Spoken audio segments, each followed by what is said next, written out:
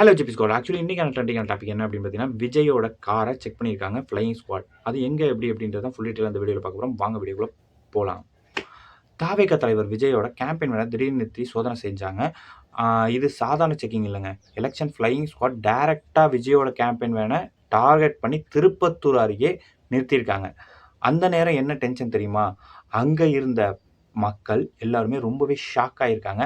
And Vijay வந்து என்ன பண்ணார் தெரியுமாங்க?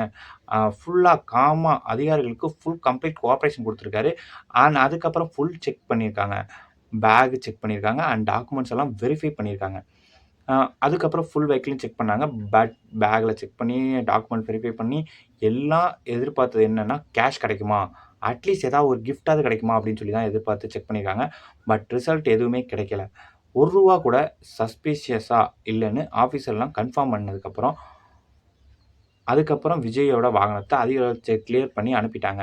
எலக்ஷன் டைம்ல இந்த மாரி செக்கிங் ரொம்பவே ஸ்ட்ரிக்ட்டா நடக்குது. இத பத்தி நீங்க என்ன நினைக்கிறீங்கன்னு மறக்காம கமெண்ட்ல சொல்லுங்க. அண்ட் இது போல இன்ட்ரஸ்டிங்கான வீடியோ நெறைய பார்க்கணும்னாலும், அது ரீசென்ட்டான எலக்ஷன் அப்டேட் தெரிஞ்சுக்கணும்னா நம்ம சேனல மறக்காம சப்ஸ்கிரைப் பண்ணிக்கோங்க. Ta ta bye bye. Love you all நண்பர்களே.